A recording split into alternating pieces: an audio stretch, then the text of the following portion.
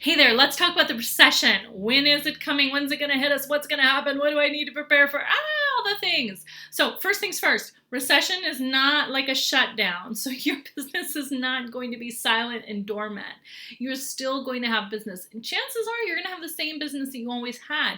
There's just going to be things that happen that cause people to make choices with their money, right? So, my recommendations, I have a few recommendations. Number one, do not cut your prices when you start to see your clients are pulling back. You will have to make considerations. It may need to be that you kind of rethink what it is that you're offering.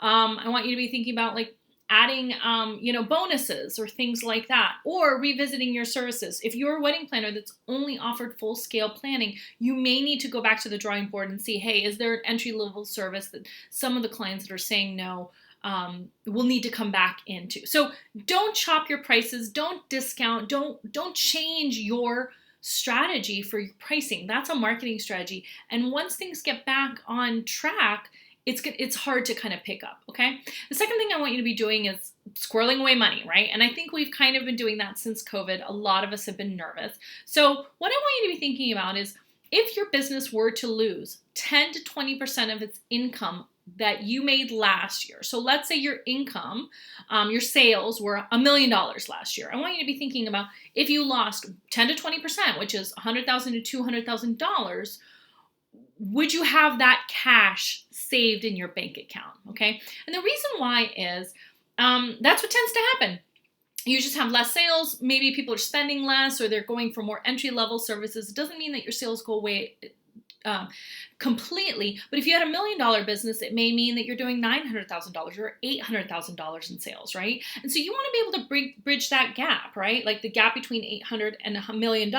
You want to be able to continue running your business as if it was that $1 million business. So if you have a cash cushion, in this example of $100,000 to $200,000, you don't have to make drastic budget cuts. Now the reality is you're probably going to make budget cuts too, but you don't have to go on that chopping block immediately. You have time to make decisions and see what's happening in your business. And hopefully if you have that reserve, you don't have to cut out a lot. And the biggest cuts you don't want to have to make are staffing. You don't want to have to, move out of your office building, right? Especially if you're in a business model that requires it, like catering or rentals and things like that. And you don't want to really be cutting back your advertising and marketing budget as well, because people need to find you. During a recession, you're going to be marketing even harder than before, okay? So you don't want to have to be pressed to make huge expense budget cuts. If you have that cushion, it gives you some security to be able to bridge that gap, however long it takes. Usually recessions last for a couple years, I would say, right? So you may need a couple years of this cushion. Now, don't freak out because I can see a lot of people be like, well, Michelle, you said 10 to 20%. Now I need to save for 2 years.